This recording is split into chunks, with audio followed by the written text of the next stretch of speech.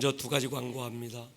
내일 오전 10시부터 우리 청소년부가 시작이 돼서 저녁 10시까지 12시간 멈추지 않는 예배가 교육부서 안에서 일어날 것입니다.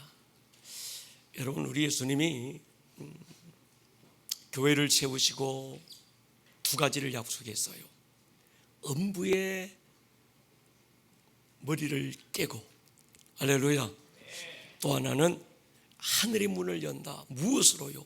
기도와 예배로. 오늘 이 시대 대안은 대안을 찾는다고 한다면 대안이 없습니다. 하나님이 우리에게 열어주신 원한을 찾으셔야 돼요. 시대를 바꾸는 힘, 이 시대 모든 해답 예배와 기도에 있는 줄 믿습니다. 특별히 우리 다음 세대 이 아이들 안에 마주보고 있는 엄청난 이 영적 저항을 무엇으로 뚫어낼까? 기도와 예배밖에 없습니다. 할렐루야. 우리 어른들도 함께 꼭 동참해 주셔야 합니다. 특별히 교회 우리 목자분들은 목원들 함께 데리고 오셔서 적어도 2시간 정도만큼은 예배 자리에 앉아서 이 아이들을 격려해 주시고 함께 예배해 주시면 우리 아이들이 큰 힘을 받아서 더 깊은 예배 임재로 나가게 될 것입니다. 또 하나가 지금 CTS, CBS가 공동으로 주관하고 있는 캠페인이 하나 있습니다. 오늘 이 시대 가장 큰 문제는, 이 시대가 아니라 우리나라의 가장 큰 문제가 뭘까요? 저출산이라는 거예요. 애를 안 낳아요. 약 지금 0.78, 한 명당 0.78이니까 OECD 국가 중에서 제일 출산율이 낮습니다. 앞으로 50년 후면 대한민국은 이대로 가면 없어지는 겁니다. 그래서 여러분, 이거 지금 대한민국의 위기가 북한이 아니고 핵이 아니고 이 아이들의 문제예요. 내가 물어봤어요. 왜 애를 안 낳니? 그러니까 이 자녀들을 양육이 힘든 거예요. 특히 이 아이들을 낳고 나면 이 아이들을 책임지고 돌봐줄 수 있는 어떤 이런 시설이 없다는 거예요. 그래서 교회가 이 부분을 적극적으로 들고 나오자. 왜냐고 하면 교회 안에는 이 인프라가 다 있습니다. 인력도 있고요, 공간도 있고요.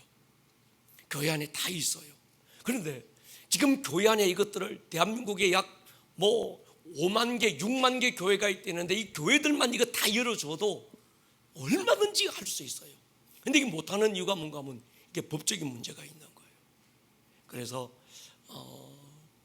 믿는 자들, 안 믿는 자들 모든 엄마들이 교회 아이들을 데리고 오면 교회 안에서 이 아이들을 양육해주고 돌봐주는 시스템을 만들자. 그러면 정부에서 이게 입법이 되고 나면 정부에서 쓸데없는데 돈 퍼주지 말고 낭비하지 말고 이런데 지원해서 교회 안에서 이 아이들을 우리의 다음 세대들을 어릴 때부터 말씀으로 키우고 이걸 잘 하도록 하자. 그래서 이걸 입법 청원서입니다. 그러니까 여러분, 이건 돌진한 아이들부터 다 할 수 있습니다. 이거 꼭 하셔야 합니다. 여러분들만 하지 마시고 여러분들의 자녀들, 형제들까지 이름 쓰셔서 이거 꼭 입법 청원에 동참해 주시면 9월 말에 우리가 이걸 지금 국회에 제출해야 되는데 9월 10일까지 이거 다 해서 보내줘야 합니다. CTS에서 보내줘야 되니까 꼭 우리 성도님들 오늘 그리고 주일까지 이 부분 동참해 주시기를 부탁의 말씀을 드립니다. 나라 살립시다. 다음 세대 살립시다. 너무 중요한 일이에요. 오늘은 제목을 이렇게 잡아봤습니다. 하나님 나라의 시크릿 코드라는 건데, 그동안 우리가 하나님 나라의 복음, 하나님 나라의 영성, 하나님 나라적 차원에서의 어떤 성경 해석에 대한 부분을 쭉 나누어 왔는데 이걸 한번 정리하고 다 좀 갔으면 좋겠다 해서 이걸 도표로 만들어서 오늘 여러분들과 함께 좀 더 쉽게 한번 접근해 보려고 하는데, 여러분들 처음부터 우리 아이들은 어렵더라도 듣고 듣다 보면 이해가 될 줄로 믿습니다. 우리는 두 가지 차원을 얘기했어요. 땅의 차원과 하늘의 차원, 육의 차원과 영의 차원, 수평적인 차원과 수직적인 차원, 땅에서 하늘로 올라가는 차원과 하늘에서 땅으로 내려오는 차원. 이걸 좀 더 신학적인 용어로 하면 구속사적 차원과 하나님 나라적 차원, 좀 더 이걸 쉽게 풀면 인간 중심 차원과 하나님 중심 차원. 구속사, 이 말은 조금 어려운 얘기처럼 들릴 수 있습니다만은 구원, 그 구원 구속사적 복음. 그래서 대한민국, 우리나라만이 아니라 지금까지 요즘 들어와서 이게 갑자기 전 세계가 이 복음에 대한 해석의 차원이 달라지고 있는데, 지금까지는 뭐였는가 하면 구원 중심이었어요. 인간 중심. 하나님의 아들 예수님을 왜 보내셨는가? 나 사랑해서, 나 구원하시려고, 나 복 주려고. 그래서 복음은 내 잘 되고 더 잘 되고 더 잘 되고 더 잘 되는 게 복음이다. 이게 결국 어디로 올라갔는가 하면 잘못 흘러가서 어떤 기복적인 신앙, 번영신학으로 흘러가 버렸어요. 누가 복받았다, 잘된다, 더 잘됐다, 이야 하나님이 너무 사랑하시는구나. 어떤 누군가 고난을 당하고 어려움을 당하면 저거 뭔가 하나님 앞에 죄 지은 게 틀림없어, 고난이 꼬루 죄라고 하는 이상한 어떤 전혀 성경적이지 않는 어떤 복음의 해석을 가지고 오늘 우리가 그렇게 길들여져 버린 거예요. 그래서 우리 주변에 누군가가 좀 어려움 당한다, 혹시 내가 모르는 죄를 지었나, 혹시 11조 떼먹은가 아이가, 혹시 뭐 하나님 앞에 기도 좀 덜해서 그런 것 아니가. 누가 어려움 당하면 기도해, 회개해, 전부 이렇게만 해석한 거예요. 나를 위한 하나님. 여러분, 나를 위한 하나님이 아니고 하나님을 위한 나여야 합니다. 아멘입니까? 성경 해석에 대한 두 가지 차원, 그동안에는 땅의 차원, 육의 차원, 나 중심 차원, 내 구원 차원. 그래서 성경 전체를 요약하면 요한복음 3장 16절이다. 요한복음 3장 16절, 하나님이 세상을 이처럼 사랑하사 독생자를 주셨다. 틀린 거 아닙니다. 맞습니다. 맞지만 편협된 거예요. 이 땅의 차원만. 여러분, 예를 들어서 성경은 하나님이 우리에게 보내는 편지잖아요. 이상민 저는 그렇죠. 성경은 하나님이 우리에게 보내신 편지인데, 편지를 읽을 때 보내는 사람의 입장에서 읽어야 됩니까? 받는 사람의 입장에서 읽어야 합니까? 이 편지를 쓴 사람의 입장에서 읽어야 돼요. 아멘입니까? 이 사람이 지금 이 편지를 왜 썼는지, 지금 어떤 마음에 썼는지, 어떤 기분에서 썼는지 그걸 알아야 되는데, 우리는 자꾸 내 입장에서만, 하나님이야 뭐 어떻게 생각하시든 말든 그저 나 전부 나 중심으로 성경을 해석한 거예요. 그래서 우리가 좀 다른 차원도 있다. 이제 성경을 읽을 때 한번 차원을 바꾸어 보자. 그래서 우리는 그동안 하늘을 침노해라, 천국은 침노하는 자의 것이다, 이 땅에서 하늘을 침노하자 막 이랬는데, 이젠 바꾸어서 하늘이 이 땅을 침노에 들어오시게 하자. 그게 하나님의 나라가 임하옵소서. 그러니까 예수님 이전에는 전부 기도도 그렇고 모든 것들이 뭔가 하면 예수님 이전에는 나에게 니드였어요. 내 필요, 내 아쉬운 것, 각자 개인의 삶 속에서 필요한 것들을 구하는 기도였는데, 예수님이 오시면서 기도의 차원을 바꿔주신 겁니다. 예수님이 오시면서 모든 구약의 32,500여 가지는 다 이루어졌다. 하늘에서. 이젠 기도를 바꿔라. 하늘에서 이루어진 것이 이 땅에 이루어지기를 기도해라. 할렐루야. 예수님의 기도 신학은 주기도문에서 그렇게 바꾸어 주셨는데도 불구하고 우리는 아직도 이루어지지 않은 것처럼, 예수님이 십자가에서 아무것도 이루지 않으신 것처럼, 내가 기도해서 지금 아무것도 없던 백지 상태에서 내가 기도해서 다 하나하나 만들어가고 이루어가야 되는 것처럼 생각하는 거예요. 기도가 그랬던 거예요. 근데 예수님이 오셔서 내가 다 이루었다. 이제 하늘에서 이루어진 것들이 이 땅에 이루어지기를 기도해라. 이걸 좀 더 어려운 말로 지난번에는 그렇게 말해서 이미, 그러나 아직, 이미와 아직이라고 하는 신학적 전문 용어까지 말씀을 드렸습니다. 여러분, 이 부분들을 우리가 금요 철야 때 계속 얘기하다 보니까 조금은 알 것 같고 이해가 될 것 같기도 한데 아직은 명확하게 뭔가가 딱 잡히지 않는, 목사님이 자꾸 얘기하니까 그래 이해는 되는데 그래서 내 삶에 어떻게, 이 부분이 지금 딱 안 잡히는 것 같은 거예요. 맞습니까? 오늘 좀 더 쉽게, 좀 이해가 될 수 있도록, 그리고 다음 주까지 우리 그렇게 한번 나가보려고 합니다. 여러분, 이게 뭔가 하면 듣고 이해하기가 어렵고 난해하지만 듣다가 보면 머리에 이해가 될 것 같고 머리가 이해됐던 것들이 어느 순간에 가슴으로 내려올 때가 있을 거예요. 아멘입니까? 믿음은 들음에서 나는 줄 믿습니다. 이해 안 가더라도 계속 들어보십시다. 들은 것만 말할 수 있고 들은 것만 선포할 수 있습니다. 그래서 제일 중요한 건 자꾸 듣는 거예요. 이해가 안 되더라도 자꾸 들으시기 바랍니다. 누가 이 목사 그럼 당신은 지금 설교하고 있는 모든 걸 다 이해하고 다 알고 있습니까? 아닙니다. 나도 몰라요. 나도 완전히 다 모릅니다. 다 이해가 안 되는 부분이 너무 많습니다.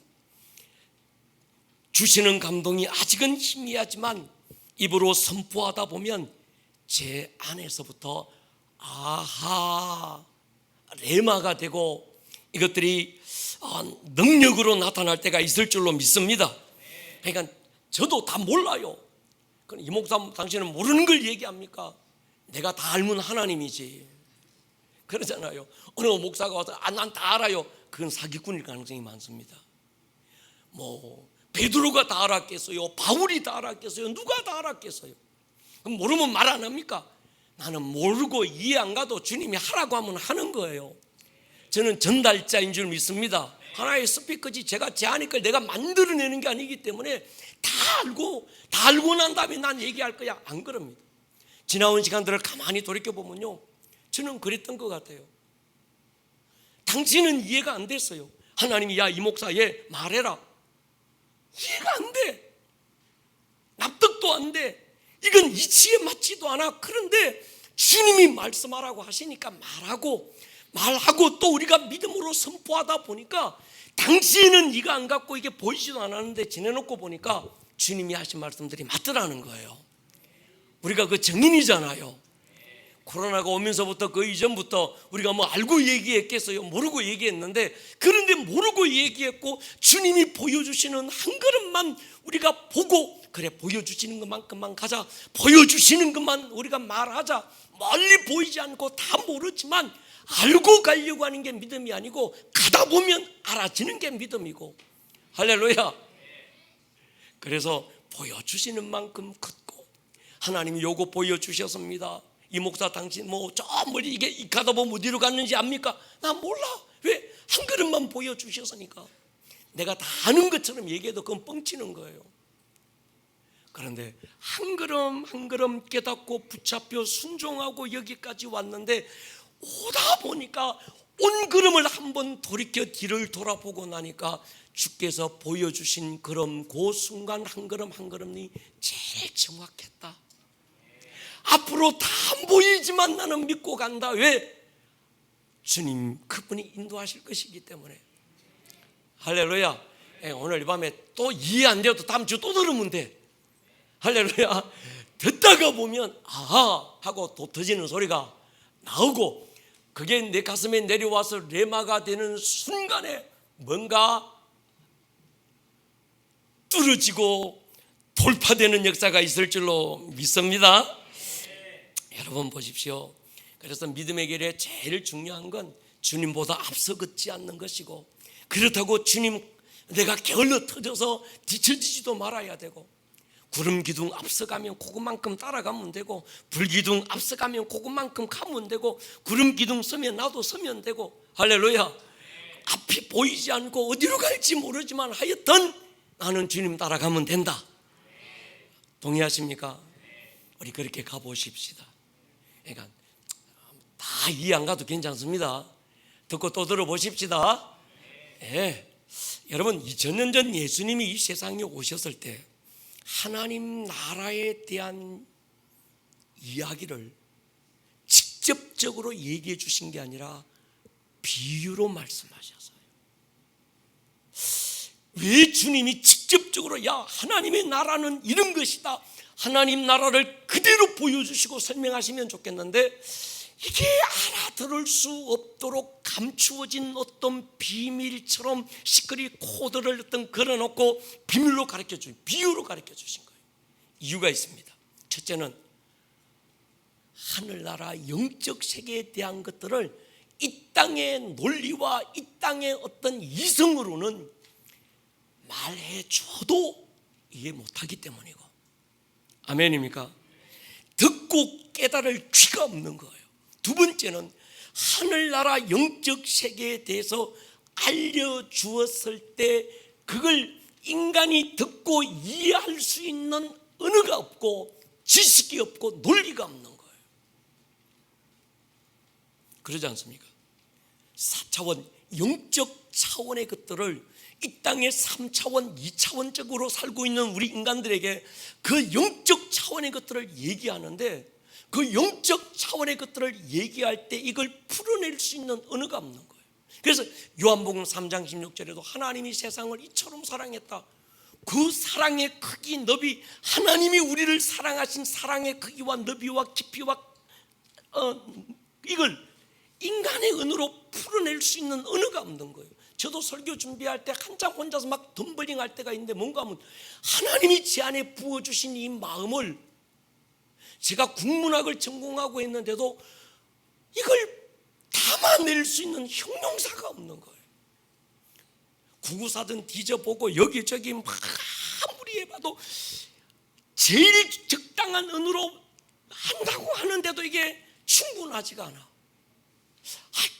이렇게 바꿔보면 그것도 충분하지 않는 것 같고, 저 언어로 풀어보면 이런 어떤 그 형용사를 갖다 붙여보면 뭔가가 모양은 세련된 것 같은데 내용이 깊이와 너비가 이게 안 맞을 때가 있는 거예요.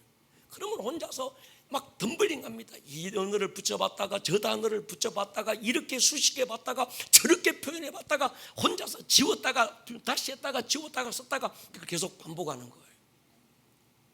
또 하나 이유가 있습니다. 하늘나라 비밀은 아무나 알 수도 없지만 알아서도 안 되고, 그 나라의 비밀은 하나님의 자녀들만 알아야 되기 때문입니다. 이해가 되면 아멘 하십시다. 이걸 마태복음 13장에서 주님이 이렇게 말씀합니다. 제자들이 예수께 나와 이르시되 어찌하여 그들에게 비유로 말씀하십니까? 대답하여 이르시되 천국의 비밀을 아는 것이 너희에게는 허락되었으나 그들에게는 허락되지 않았다는 겁니다.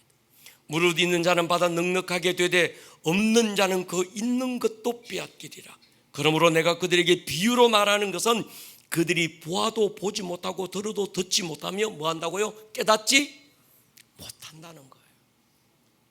그래서 어떻게 보면 그들이 못 깨닫도록 해줘 봐도 못 깨닫겠지만 더 못 깨닫도록, 없는 자는 있는 것까지 빼앗겨버리도록 주님께서 이걸 비밀로 시크릿 코드로 하늘나라에 대한 이야기를 해주셨다는 거예요. 그래서 이 하나님 나라 비밀은 예수님이 오셔서 십자가에서 다 이루었다 선포하시고 부활하시고 성령이 오시기 전까지는 누구도 알 수 없는 감추어져 있는 비밀이었습니다. 성령님이 오셔서 시간과 공간을 초월해서 오늘 구원받은 하나님의 자녀들에게 이 시크릿 코드를 풀어주고 계신 거예요. 아멘입니까? 예수님은 하늘 비밀을 풀어주실 때 비유를 풀어주셨는데, 그 비밀을 아는 길은 한 가지입니다. 우리가 예수님 안에 있고 예수님이 내 안에 계셔서 그분이 지혜와 계시의 영을 부어 주실 때 알 수 있습니다. 마음의 눈이 열려야 알 수 있기 때문에 바울은 에베소 교회에서 우리가 그렇게 많이 기도했던 그 기도를 에베소 교회에게 하는 거예요. 우리 주 예수 그리스도의 하나님 영광의 아버지께서 빨리 띄워줘요. 지혜와 계시의 영을 너희에게 주사 하나님을 알게 하시고 너희 마음의 눈을 밝히사 부르심의 소망이 무엇이며 성도 안에서 기업의 영광의 풍성함이 무엇이며 그의 힘의 위력으로 역사하심을 따라 믿는 너희들에게 베푸신 지혜 능력의 지극히 크심이 어떠한 것을 너희로 알게 하시기를 원하시는다. 그러니까 하늘나라의 비밀은 세상의 경험과 지식과 이성으로는 이해가 안 됩니다. 그러니까 지금 여러분 우리 믿음, 하나님 나라, 영적 세계에 대한 이 비밀은 인간의 논리나 이성이나 어떤 이런 것들로는 이해가 안 된다는 거예요. 하나님께서 여러분에게 지혜와 계시의 영을 열어주시기를 축복합니다. 부어주시기를 축복합니다. 그 전에 여러분이 예수 안에 있어야 되고, 아멘. 예수님이 여러분 안에 있어야 될 줄로 믿습니다. 고린도서 2장 보십시오. 기록된 바 하나님이 자기를 사랑하는 자들을 위하여 예비하신 모든 것은 눈으로 보지 못하고 귀로 듣지 못하고 사람의 마음으로 생각지 못하였던과 같으니라. 오직 하나님이 누구로요? 성령으로 이것을 우리에게 보이시는 거예요. 왜? 성령은 하나님의 깊은 것까지도 다 아시는 분이기 때문에. 그러니까 여러분 하나님 나라는 성령으로만 알 수 있다. 할렐루야. 여기 어떤 인간의 뭐 신학적인 지식, 교리, 어떤 이런 어떤 인간적인 이성, 논리, 뭐 어떤 뭐 변정 이런 게 통하는 게 아니라는 거죠. 성령께서 마음의 눈을 밝혀주시기를 축복합니다. 하나님이 세상을 창조하실 때 보이는 세계와 보이지 않는 세계를 창조했어요. 영의 세계와 육의 세계 창조했지만 먼저는 영의 세계를 창조합니다. 보이지 않는 하나님의 하늘을 창조하시고 그 하늘에 하나님의 천사들을 창조하시고, 근데 그 천사 중 일부가 타락하고 하나님이 타락한 천사들을 어두운 구덩이에 던져놓고 그 다음에 창세기 때 1장에서 하나님이 보이는 세계를 창조하실 때 창세기 2장 3장에 넘어가면 그 타락한 천사들이 아담을 찾아와서 유혹하는 모습도 보이는 거예요. 그러니까 여러분 창세기 1장 이전에 먼저 보이지 않는 세계 하나님이 창조하셨고 그 다음 창세기 1장에서 보이는 세계를 창조하셨습니다. 동의가 되십니까? 그러니까 여러분 이걸 우리는 하늘을 얘기할 때 세 가지 하늘을 좀 생각해 보면 좋습니다. 첫째 하늘, 새들이 날아다니는 하늘. 하나님이 창세기 1장에서 천지를 창조할 때 보면 새들이 날아다니는 하늘, 스카이. 두 번째 하늘, 새들이 날아다니는 하늘, 그 위에 별들의 하늘, 코스모스죠. 우주. 세 번째는 하나님의 하늘, 헤븐.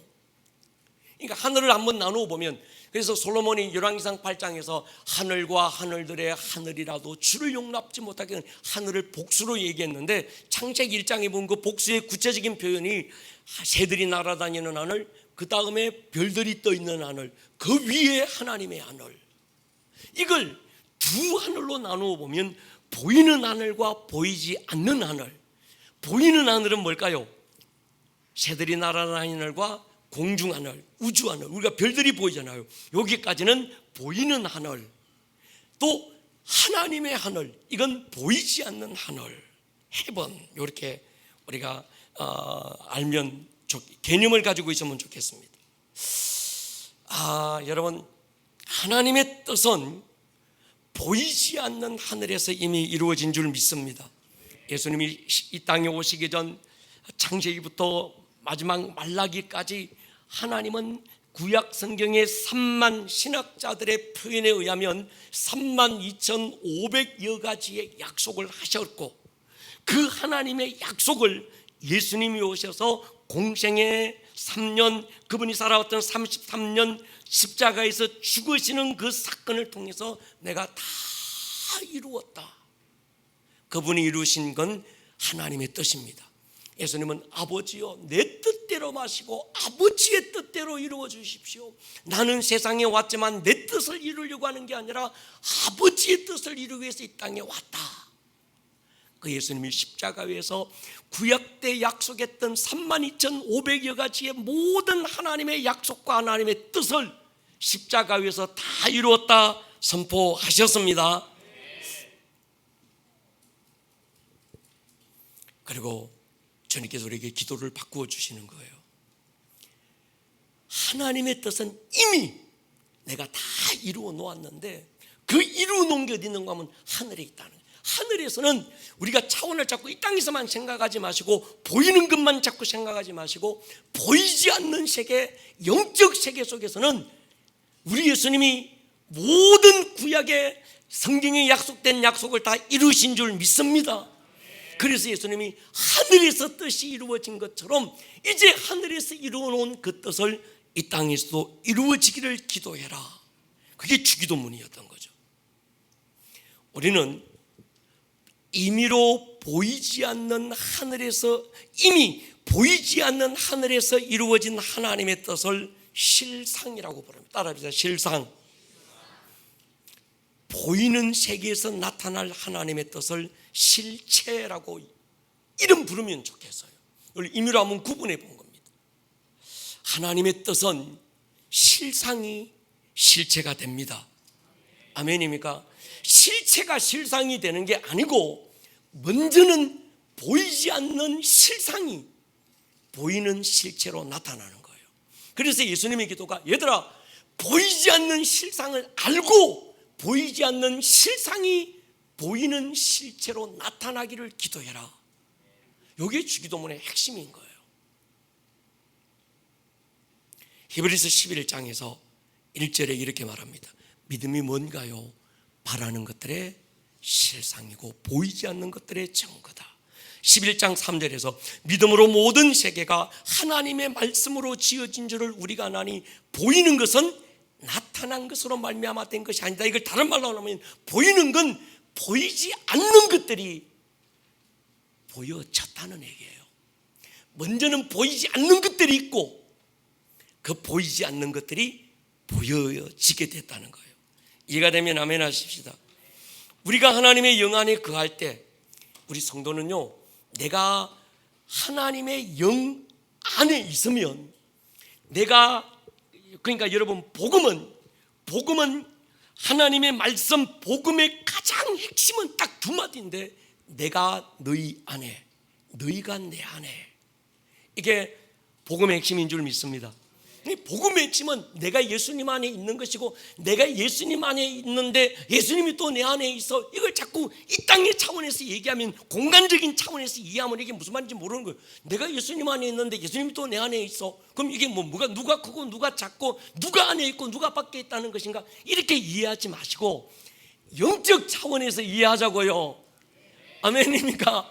물리적 차원에서 이해하지 마시고 영적 차원에서는 시간도 없고 공간도 없다. 시간과 공간을 뛰어넘는 것이 영적 세계인 줄 믿습니다. 그 영적 세계 속에서는 내가 예수님 안에 있는 것이 예수님 안에 곧 내가 있는 것이다. 아멘입니까? 이걸 나라가 임하시옵소서 이렇게 표현하는 거예요. 예수님의 기도 가운데 나라가 임하십시오, 하나님의 나라가 임하십시오, 이 말을 다른 말로 표현하면 내가 하나님 안에 있고 하나님이 내 안에 계신다. 이해가 되십니까?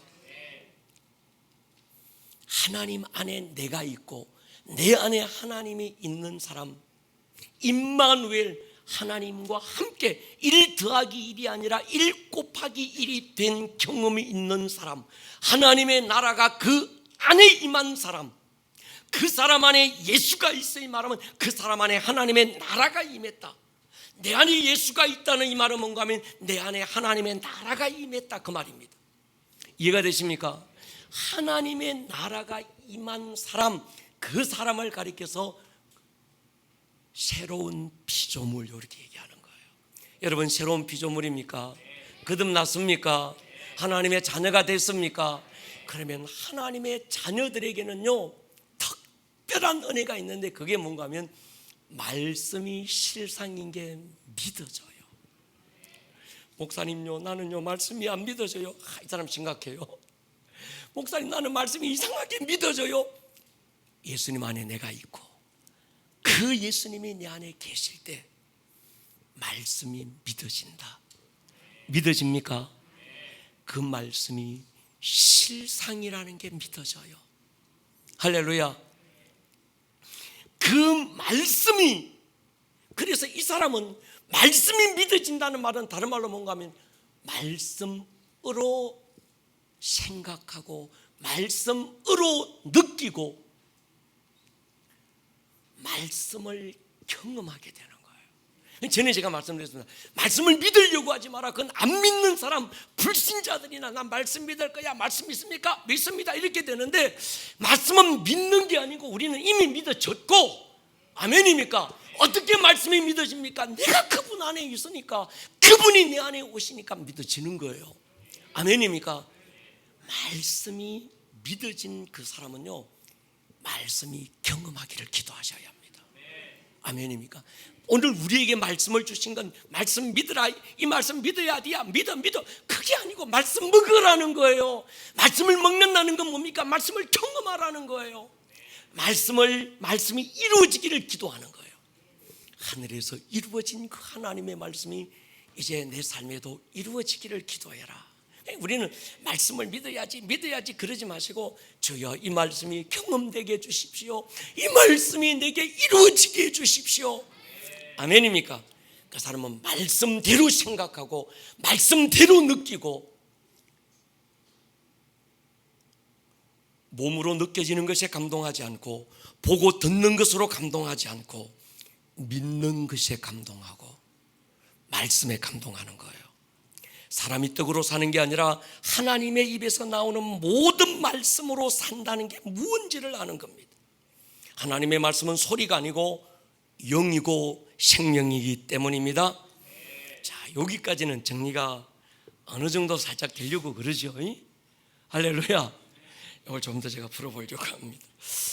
예수님이 말씀하신 복음 중에서 가장 대표적인 4가지 구절, 성경을 제가 뽑아봤습니다. 그리고 이걸 새롭게 한번 정리해 보면서 뒤에 나중에 나오는 모든 비유의 시크릿을 우리가 한번 풀어보려고 그래요. 제가 한번 띄워봐 주세요. 예수님의 복음 가운데 대표적인 말씀, 주기도문. 동의하십니까? 주기도문은 굉장히 중요한 거죠.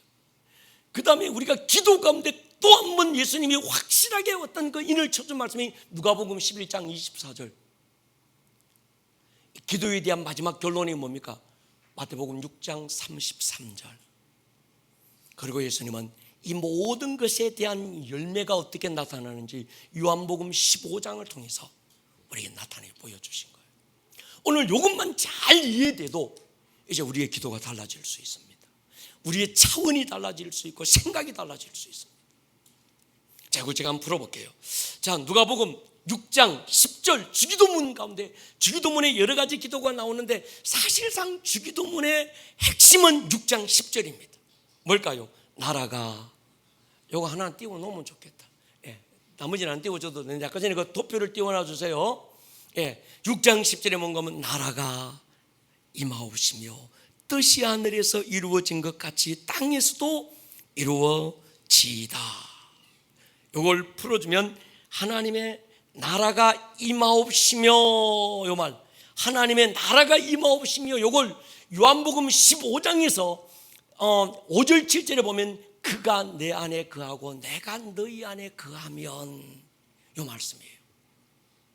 주님의 나라가 임하옵시며, 요 말은 뭔가 하면 여러분이 예수님 안에, 할렐루야, 예수님이 여러분 안에, 그래서 그분이 내 안에 오실 때, 내 안에 계신다는 말은 주님의 나라가 내 안에 임했다. 주님의 나라가 임한 줄로 믿습니다. 그 다음에 뜻이 하늘에서 이루어진 것 같이, 이 말은 뭔가 하면 요한복음 요 부분을 다시 예수님께서 말씀하신 마태복음 6장 33절, 뭐 먹지 뭐 마시지 뭐 입지 근심하거나 염려하지 마라, 이방인들이나 구하는 것이다. 너희는 먼저 그의 나라와 그의 의를 구하라. 그리하면 이 모든 걸 더 너에게 더하시리라 할 때 이 부분에서 마태복음 나라가 임하옵시며 이건 뭔가 하면 내가 너희 안에 너희가 내 안에, 이걸 다른 말로 하면 먼저 그의 나라가 너희 안에 이루어지기를 구해라 이 말이고, 누가복음 11장 24절을 보야면요 무엇이든지 기도하고 구하는 것은 좀 이따 다시 풀어드릴게요. 개로만 잠깐 설명드리겠습니다. 그 다음에 뜻이 하늘에서 이루어진 것 가지고 뭔가 하면 내가 그 안에 거하고 내 말이 너희 안에 거하면, 예수님의 말씀이 우리 안에 거하면, 예수님의 말씀이 내 안에서 믿어지면, 예수님의 말씀이 실상이라는 걸 내가 알게 되면 그 말씀이 곧 하나님의 뜻이라는 거죠. 마태복음 6장 33절에서는 그의 의를 구하라, 하나님의 뜻을 구하라. 이건 다른 말로는 누가복음 11장 24절에 받은 줄로 믿으라. 땅에서도 이루어지이다 이 말은 열매를 많이 맺는다. 열매는 어떨 때 맺을까요? 하나님의 나라가 우리 안에 임하고 하늘에서 이루어진 하나님의 뜻, 하나님의 약속이 뭔지를 알고 그 약속이 내게 이루어지기를 구할 때 열매가 맺는 거예요. 그리하면 이 모든 걸 너희에게 더해 주시리라. 누가복음 11장 24절은 그대로 될 것이다. 받은 줄로 믿으라. 그리하면 그대로 될 것이다. 이 표를 제가 하나 만들어 봤는데 이걸 지금은 이해 안 돼도 하나하나 풀어 드릴 테니까 조금 더 한번 생각해 봤으면 좋겠습니다. 대충은 이해가 되시죠?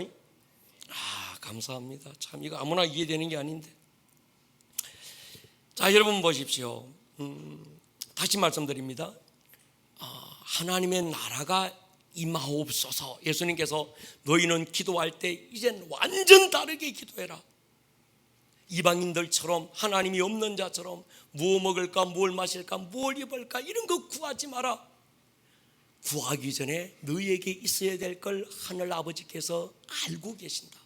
그리고 그 모든 것들을 내가 다 이루어 놓았다. 아멘.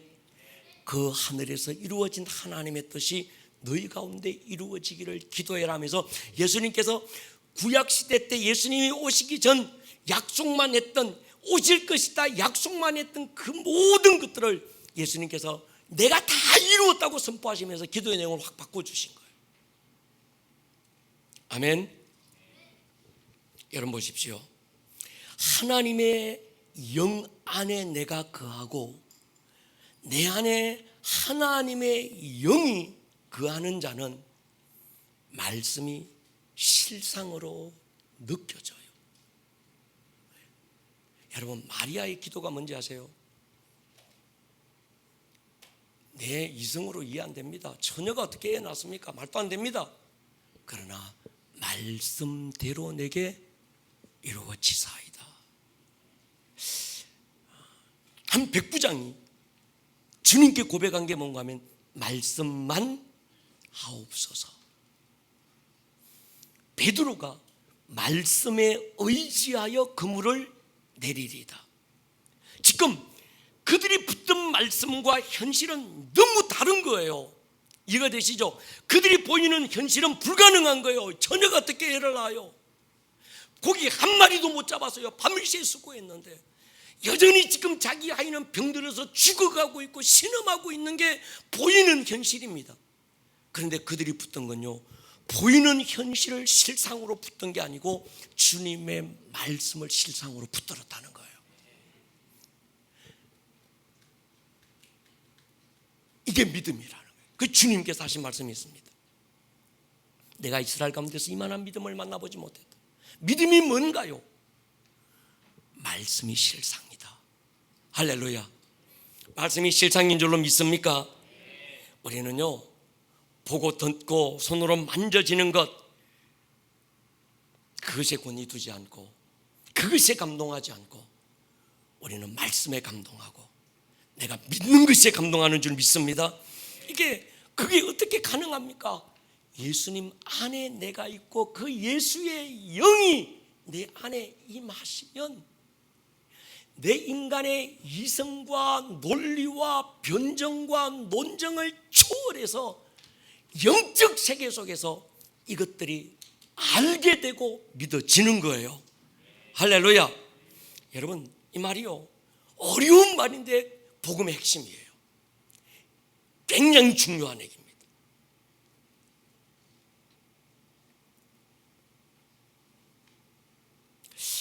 우리는 기도할 때 이미 받은 줄로 믿고 기도합니다. 어떻게 아직 안 보이는데, 안 잡히는데 주셨다고 믿고 기도할 수 있습니까? 이유가 있어요. 우리는 이미 이루어져 있는 말씀의 실상, 하나님의 약속이 실상이라는 걸 알기 때문입니다. 할렐루야. 손에 잡히지 않고 눈으로 보이지 않지만, 그러나 주는 약속하셨고 나는 믿고 구했으니 그것이 실상이다. 이게 예수 안에 있고 예수 안에 있지 않고 내 안에 예수가 없는 사람은 이게 이해가 안 됩니다. 말도 안 되는 얘기하는 거예요. 그런데 내가 예수 안에 있고 예수가 내 안에 있으면, 하나님의 영 안에 내가 있고 그분의 영이 내 안에 들어와 계시면, 우리는 아직 손에 안 잡혀도 받은 줄로 믿으십니다. 주님 약속하신 약속이 실상이다.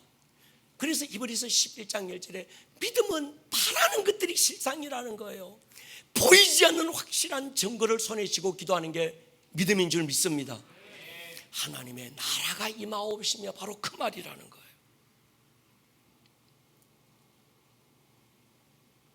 하늘에서 이루어진 실상이 이 땅에서 실체로 이루어지게 만드는 것이 기도고 믿음의 선포입니다.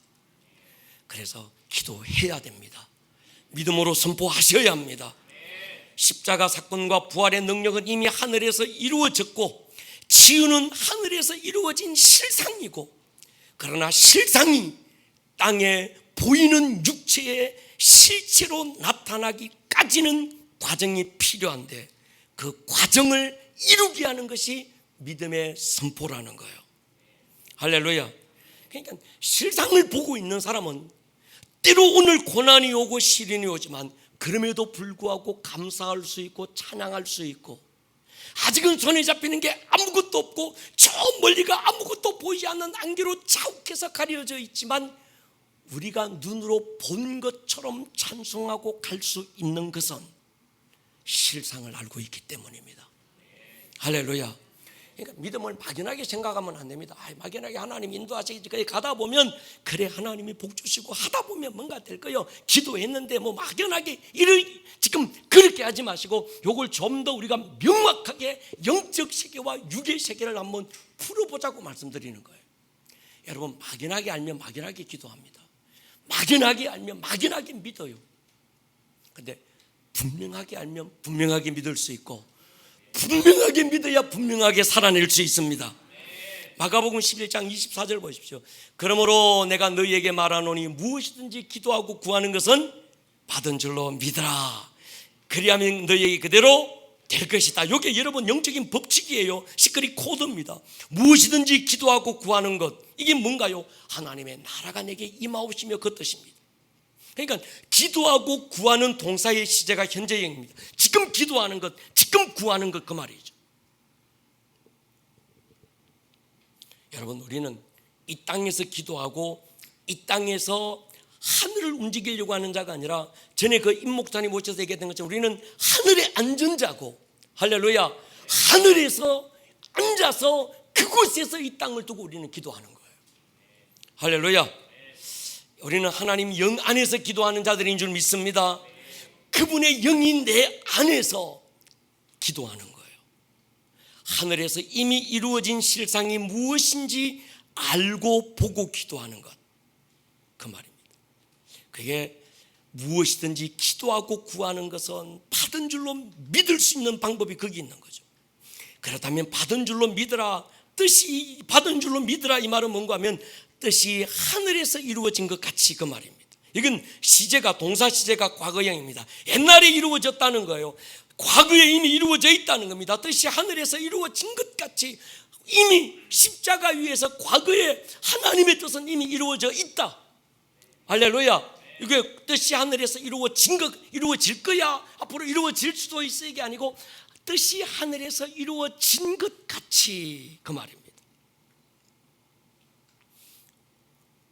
무엇이든지 기도하고 구하는 것은 받은 줄로 믿으라. 아직 이 땅에서 보이지 않지만 과거에 이미 이루어졌다는 거예요. 그러니까 믿음은 이미 이루어진 실상을 과거형으로 보는 것에서 실체가 시작이 됩니다. 우리는 이 땅에 보이는 실체를 붙들고 기도하는 사람이 아니고, 예수님이 오시기 전까지는 보이는 실체를 바꾸려고 애를 썼지만, 예수님이 이 땅에 오셔서 다 이루었다, 성령 우리에게 보내주시고 우리가 하나님의 영 안에, 하나님의 영이 우리 안에 임하고 주의 나라가 우리 가운데 임한 그 사람은 이젠 이 땅에 보이는 실체를 붙들고 기도하는 사람이 아니라 보이지 않는 하늘에서 이루어 놓은 실상을 붙들고 기도하는 사람이다. 할렐루야. 그러니까 여러분 기도하실 때 지금 여러분들 당장 눈앞에 뭔가 해결되지 않는 일들이 있어요. 그죠? 그런데 어떻게든 내가 이 문제를 해결해야지, 이 문제에 집중하고 이 문제 하다 보면 문제가 더 크죠. 주님은 그걸 얘기하시는 게 아니에요. 베드로의 고백처럼 고기 한 마리도 못 잡았어.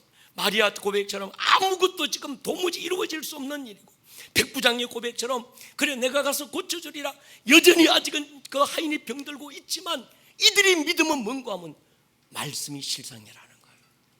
아멘입니까? 예수님이 오셔서 하나님의 약속, 하나님의 뜻을 다 이루었다 선포하시고 성령을 보내주시면서 우리가 기도하는 건 보이는 상황을 바꾸는 게 아니라 보이지 않는 실상이 내 삶에 나타나기를 기도하는 거예요. 할렐루야. 이 사람은요, 기도가 선포가 돼요. 문제를 바꾸려고 하는 사람은요, 이 문제를 해결해 주세요, 요거 바꿔주셔야 되는데요, 저거 빨리 어떻게 해줘야 되는데, 요렇게 하는데 이미 실상에서 이루어진 것을 보고 있는 사람은 이것이 나타날 지어다 막 선포하는 거예요. 그대로 될지어다. 왜? 주님은 약속하셨고 나는 그 약속을 믿고 붙든 거예요. 할렐루야. 그게 실상이라는 걸 아는 거예요. 여러분 보십시오. 가지고 있는 사람은요, 가지고 있는 것에 대해서 담대하게 선포합니다. 근데 손에 쥐고 있는 게 없어, 이런 사람은요 담대하게 선포를 못해요. 주의소 자꾸 뭐 달라고만 그러지, 거지건성에 걸려서 달라 문제 해결 자꾸 이것만 얘기하는데, 장성한 사람이 돼서 하나님의 심정을 알고 하나님의 사정을 알고 하나님의 뜻이 뭔지를 아는 사람은 이젠 달라는 걸 뛰어넘어서 이제 뭐예요? 하늘에서 이루어진 일이 이 땅 가운데 이루어질지어다 선포하는 거예요. 이걸 보고 있는 거예요. 우리가 기도할 때 예수님의 기도가 뭔가 하면 이거 봐라, 믿음은 이게 실상이야, 이걸 보고 이게 네 삶에 이루어지기를 기도해라. 이걸 보고 알면 이미 받은 것처럼 감사할 수 있고 받은 줄로 믿고 기도할 수 있는 거예요. 할렐루야. 여러분, 그러므로 여러분들이 여러분 실상을 붙들 수 있기를 축복합니다. 실체에 속지 않을 수 있기를 축복합니다. 믿음은 보이는 실체가 아니라 보이지 않는 실상에 초점을 두는 겁니다. 여러분 보십시오. 그리하면 그대로 되리라, 이 말은 동사 시제가 미래형입니다. 실상이 실체로 보여지는 것은 미래에 일어나는 일이죠. 우리는 하나님의 약속을 붙든 자, 하늘에서 이루어진 하나님의 뜻이 뭔지 분별하는 자가 되기를 축복합니다. 그러니까 실체가 내게로 끌려오든지 내가 실체가 있는 곳으로 인도함을 받든지 아니면 실체가 만들어지든지 할 것입니다.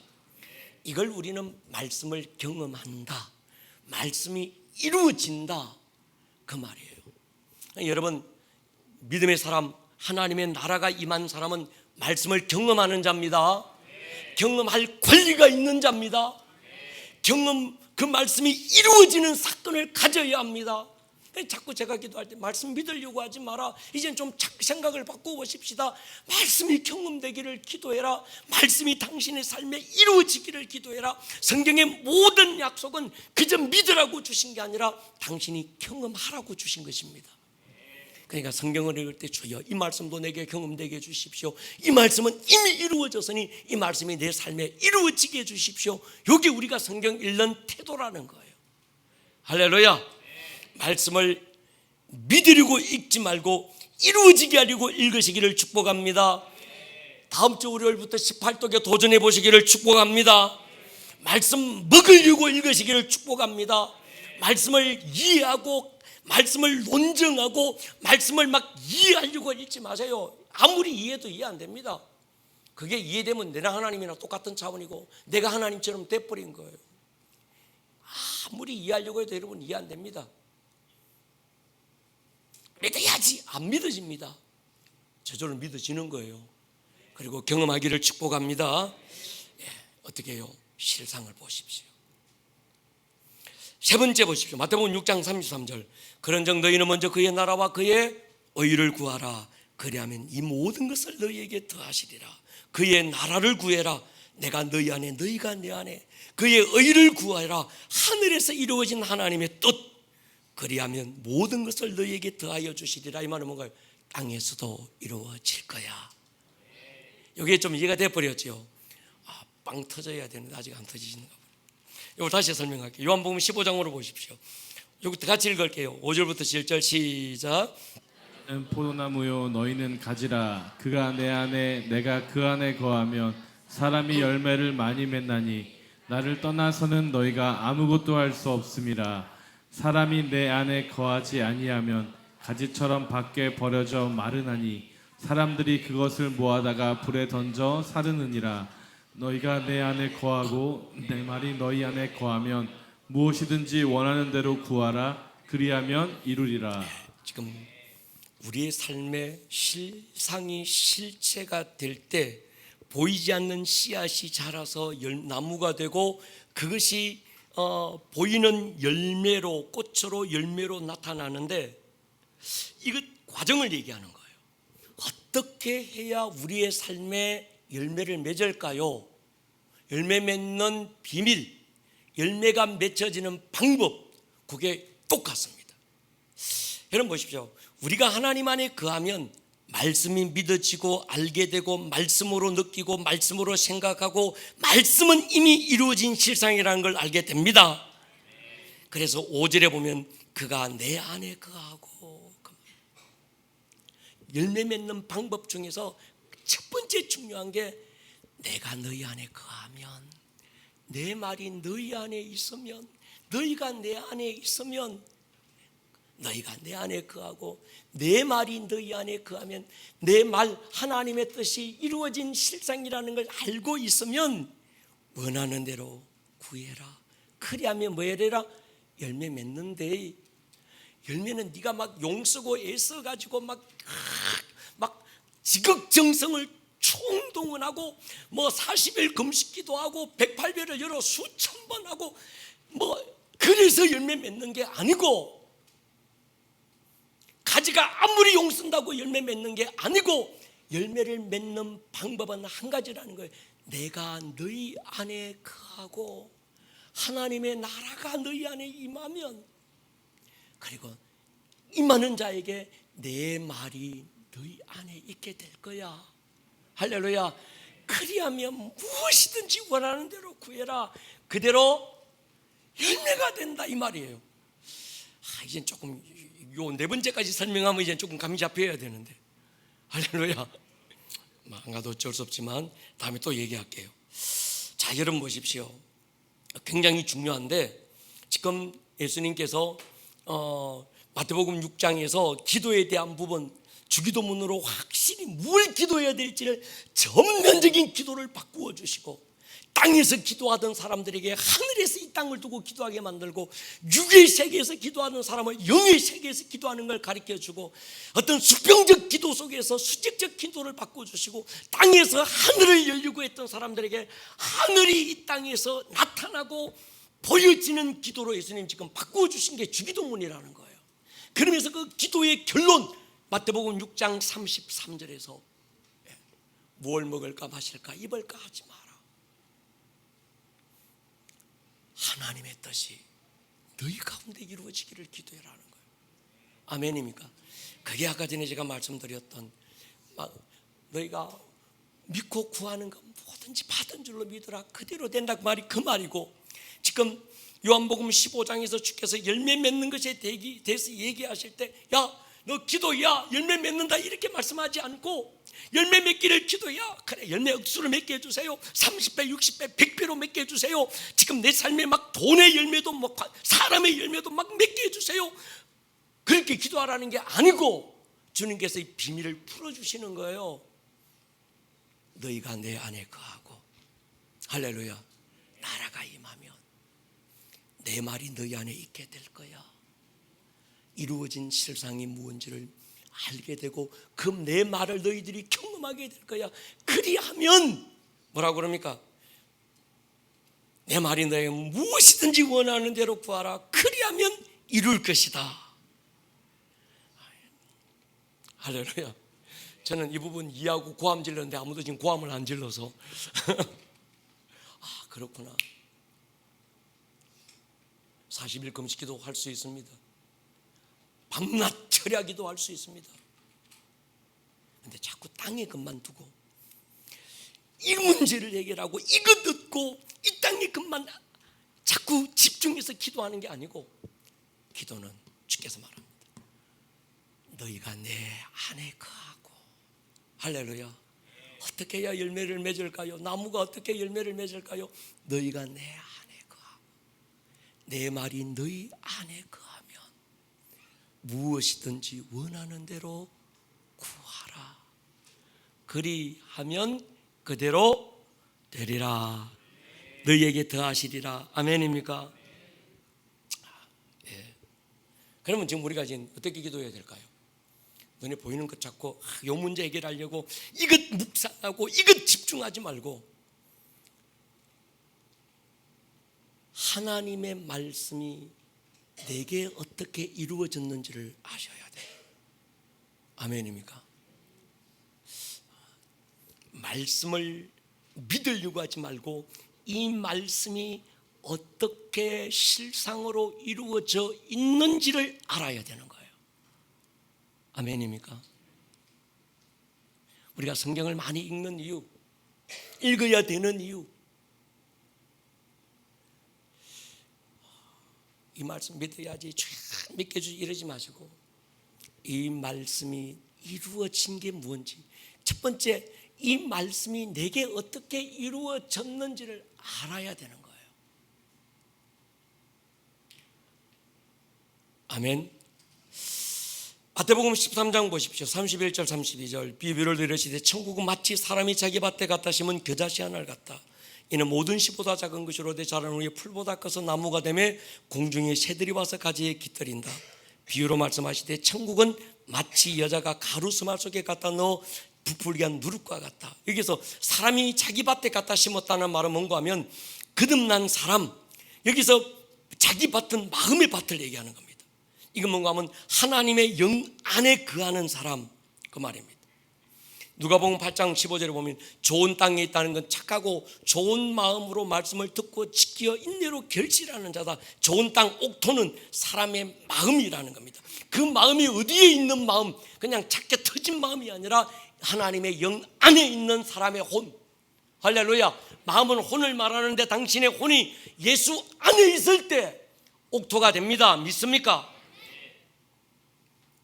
누가복음 8장 11절. 이 비유는 이러하니라. 씨는 하나님의 말씀이요 이는 모든 씨보다 작은 것이로되, 이면 겨자씨가 가장 작은 씨, 작다라는 상징적인 의미도 있지만 그 안에 생명이 있다는 거예요. 또 하나는 이 씨가 가장 작은 요 씨가 심겨지면 땅에서 보이지 않아, 눈에 보이지 않습니다. 그런데 이게 때가 되면 싹이 나고 나중에는 열매가 된다.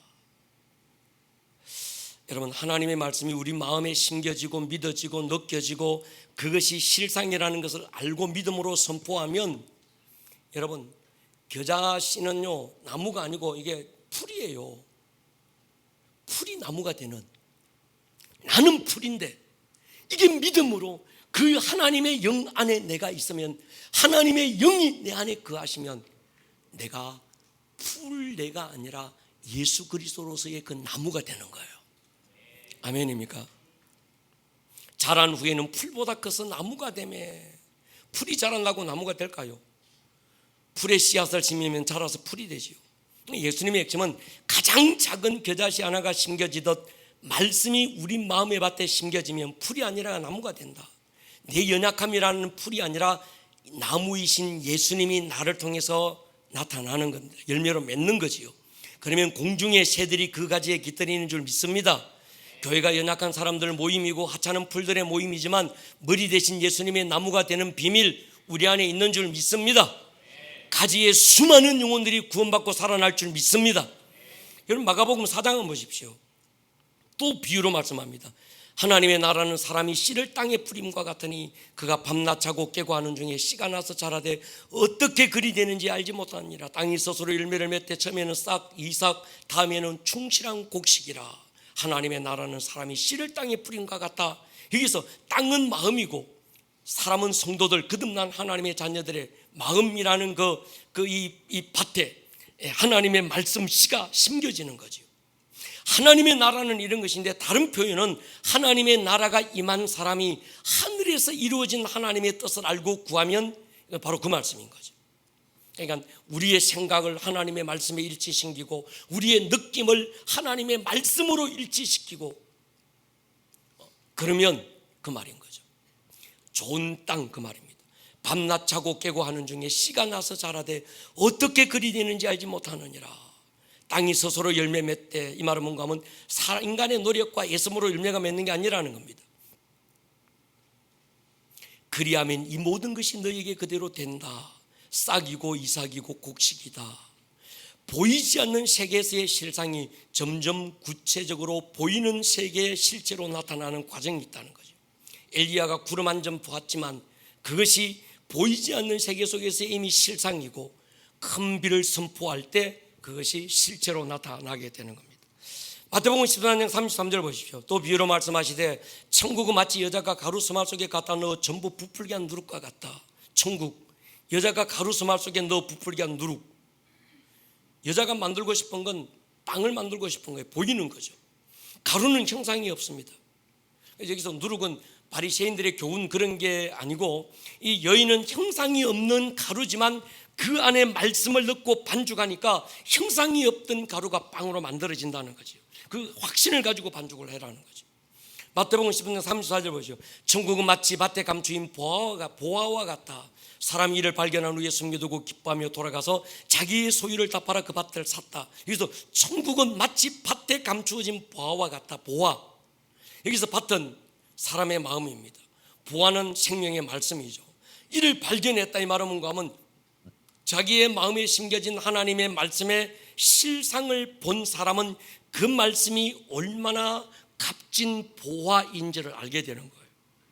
여러분 보화를 발견하기를 축복합니다. 지혜와 계시의 영이 부어지기를 축복합니다. 그래야 자기 소유를 팔아서 그 밭을 사게 되는 거예요. 여러분 우리에게는 팔아서 살만한 가치 있는 소유가 없습니다. 판다는 말은 권리 포기 자기 부인을 말하는 거죠. 예수의 주권을 인정하는 거지.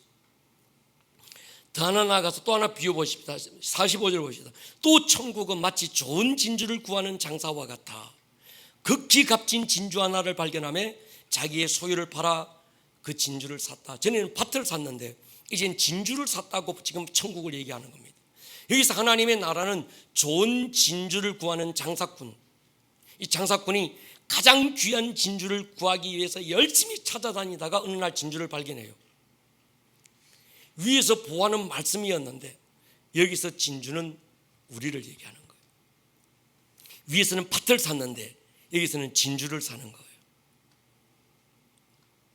나라고 하는 미천한 존재를 주님은 보화처럼 여겨서 자신의 소유를 팔아서 여러분을 사신 줄 믿습니다. 전에는 내 마음밭에 하나님의 말씀이라고 하는 보화가 있다는 걸 발견하고 사람이 자기의 소유를 팔아서 말씀을 사고 그 말씀이 실상이고 그 말씀이 열매라는 걸 알고 그 말씀을 사는 거예요. 그 말씀을 경험하기 원하고 자기의 모든 대가를 치르고서라도 주님의 말씀을 붙들고 몸부림을 치는 걸 얘기하는 겁니다. 그런데 여기서 진주는 뭔가 하면 우리 마음밭에 여기서 진주라고 하는 건 이 실제 나라고 하는 미천한 존재를 주님은 보화처럼 여기시고 자기가 모든 소유를 팔아서 주는 우리를 사시는 거죠. 우리를 포기하지 않는 하나님의 사랑을 얘기하는 겁니다. 여러분 결론적으로 구원받은 우리는 하나님이 아들을 팔아서 산 진주인 줄 믿습니다. 우리 교회 어느 진주라는 집사님 계시는데 그분만 아니고 우리 모두는 주님이 우리를 귀하게 여겨서 자기의 아들의 피를 값을 주고 팔아서 우리를 사신 줄로 믿습니다. 이제 그는 그분의 것이죠. 더 나아가서 이제 여러분 안에 보화가 있어야 합니다. 내 안에 보화가 있는가? 여러분의 보화가 뭘까요? 돈입니까? 통장 잔고인가요? 아니면 땅 문서인가요? 그게 보화가 되면 안 되죠. 정말 믿음의 사람의 보화는 하나님의 말씀이어야 합니다. 그것이 실상인 거예요. 하나님의 나라가 내 안에 임하고 내가 하나님의 영 안에, 하나님의 영이 내 안에, 그래서 거듭나 새로운 피조물이 된 사람, 그 사람은요, 내 말이 너희 안에 거하면, 하나님의 말씀이 내 안에서 보화가 된 그 사람은, 조금 이해가 되시죠? 그 사람은 무엇이든지 원하는 대로 구해라. 여러분, 지극정성 40일 금식 막 처리하고 애걸 복걸하고 사정해서 하나님이 우리 기도에 응답하는 게 아닙니다. 그건 종교가 그렇게 얘기하는 거예요. 신앙은 종교가 아닙니다. 우리의 지극정성에 하나님이 감동하는 게 아닙니다. 저는 우리가 믿는 것에 감동합니다. 우리에게 믿는 믿음의 핵심이 뭘까요? 마리아처럼, 백부장처럼, 베드로처럼 말씀이 실상이다. 그 말씀이 너희 안에, 내 말이 너희 안에 거하면 너희 안에 보화가 있다는 걸 네 스스로, 네 마음 안에, 네 혼 안에 보화가, 하나님의 말씀이라고 하는 보화가 네 안에 있다는 걸 발견하면, 그것이 이미 이루어진 실상이라는 걸 알면, 하늘에서 이루어진 하나님의 뜻이라는 걸 알면, 이제 믿음으로 선포해서 너희들의 삶의 열매가 나타나게 하라는 거예요. 할렐루야. 이것이 기도의 순서고, 이것이 보이지 않는 실상이 내 삶의 실체로 보여지게 나타나는 과정이 이거라는 거예요. 이게 조금 어려운 얘기라서. 할렐루야. 그러니까 요한복음 15장, 마태복음 6장 33절, 주기도문, 쭉 마가복음 3장, 이거 코드가 뭔가 하면, 첫 번째, 우리가 예수님 안에 거하면, 우리 안에 하나님의 나라가 임하면, 먼저 하나님의 나라와 그의 의를 구하면, 무엇이든지 기도하고 구한 것은, 두 번째는 내 말이 너희 안에 거하면 뜻이 하늘에서 이루어진 것 같이 그의 의를 구하라, 받은 줄로 믿어라, 실상을 바라봐라, 그 말이고, 세 번째, 열매를 많이 맺는다. 이 말은 무엇이든지 원하는 대로 구해라, 땅에서도 이루어진다. 그리하면 이 모든 걸 너희에게 더해준다. 이게 한 묶음 같은 의미다. 할렐루야. 다시 정리합니다. 하나님 나라 시크릿 코드, 기도가 우리의 삶에 열매 맺는 어떤 코드가 있다. 첫 번째, 우리가 예수님 안에 거하고 예수님이 우리 안에 거하면, 이 말은 하나님의 나라가 너희 안에 임하면, 먼저 그의 나라와 그의 의를 구하면, 무엇이든지 기도하고 구한 것, 요 말은 그 말인 거죠. 내 말이 너희 안에 거하면, 이 말은 하늘에서 이루어진 하나님의 뜻이 그 말이죠. 그의 의를 구해라, 그 말이고, 받은 줄로 믿으라, 그 말이고, 열매를 많이 맺는다, 이 말은 뭔가 하면, 무엇이든지 원하는 대로 구해라, 땅에서도 이루어지이다. 그리하면 이 모든 걸 너에게 더해준다, 그 말인 거예요. 이게 보이지 않는 세계가 보이는 세계 속에서, 보이지 않는 실상이 보이는 실체로 하늘에서 이루어진 하나님의 뜻이 내 삶에 이 땅에서도 이루어지는 순서. 요한복음 15장에서 열매 맺는 방법, 열매로 나타나는 어떤 길, 순서가 바로 이렇게 되어 있다는 거예요. 그럼 이제 우리는 뭐 해야 될까요? 정말 하나님의 나라가 내 안에 임했는가? 나 새로운 피조물인가? 내가 예수 안에 있는가? 예수가 내 안에 있는가? 그 말인 거죠. 이걸 확인해야 되는 거예요. 그 다음에, 그렇다면 그 사람에게는요, 말씀이 실상이라는 게, 말씀이 이미 이루어진 실상이라는 게 믿어지고 알게 돼요. 목사님, 이거 어떻게 믿어질 거예요? 내가 어떻게 해서 믿어지는 게 아니라 하나님의 나라가 내 안에 임하면 주님의 말씀이 너희가 내 안에 거하고 내 말이 너희 안에 거하면 그렇게 되게 돼 있는 거예요. 할렐루야. 그리하면 열매 맺는다. 우리가 할 일은 이 순서를 보는 거예요. 여러분, 주님의 나라가 임하기를 기도하십시다. 그리고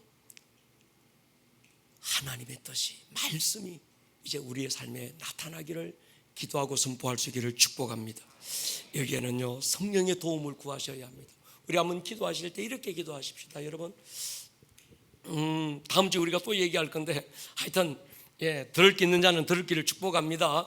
이제 뭘 기도해야 될지가 딱 나와. 어떻게 기도해야 될지가 나와. 여러분 앞에 현실의 문제는 다 있어요. 논리로 어떤 변정으로 이해 안 되고 변정할 수 없는, 논정할 수 없는, 도무지 이해할 수 없는 영적 세계의 것들이 틀림없이 있습니다. 문제도 있고 여러 가지 해결해야 될 사건들도 많지만 그것 붙들고 기도하지 말고 이것이 이미 하나님의 뜻 안에서 이루어져 있는지를 보는 거예요. 그리고 그것이 나타나기를 선포하시기를 축복합니다. 실체가 되기 위해서 선포하시기를 축복합니다. 기도가 달라지자.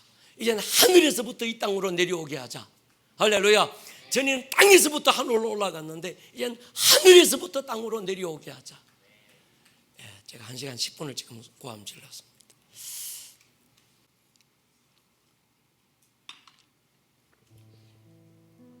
기도하십시다. 주님, 이해하려고 하지 말고 믿으려고도 하지 말고 이 말씀이 경험되기를 기도하십시오.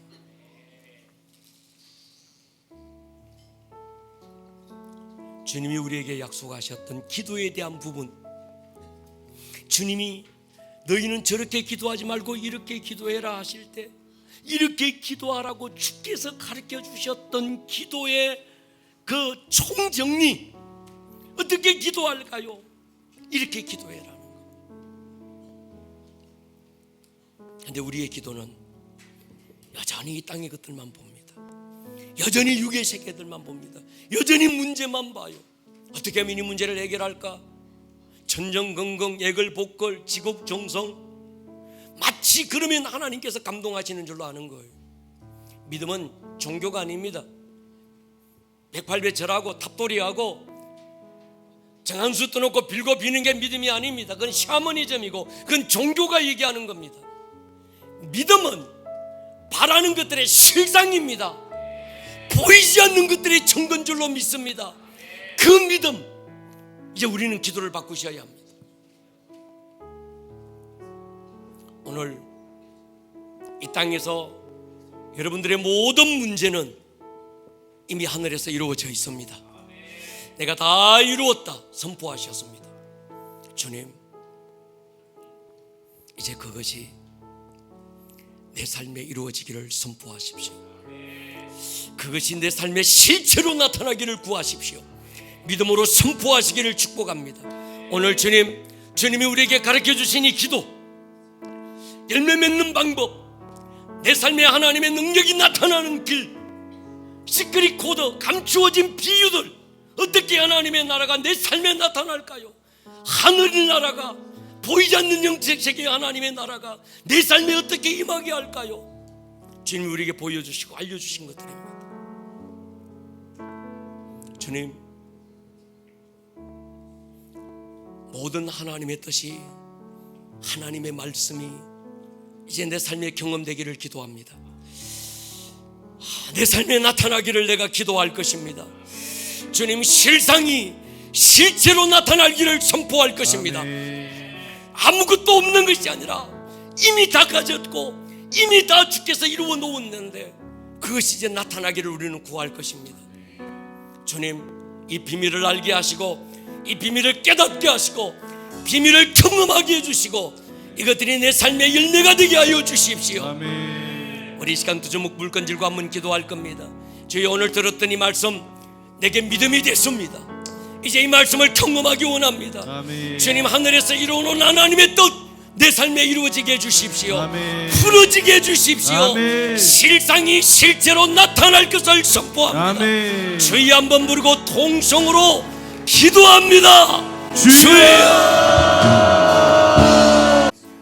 오늘 들었던 이 말씀이 듣는 말씀에서 끝나지 않고 여러분들의 삶에 살아내는 말씀으로 생명력 있는 말씀이 될 수 있기를 주님의 이름으로 다시 한번 축복합니다. 온 하늘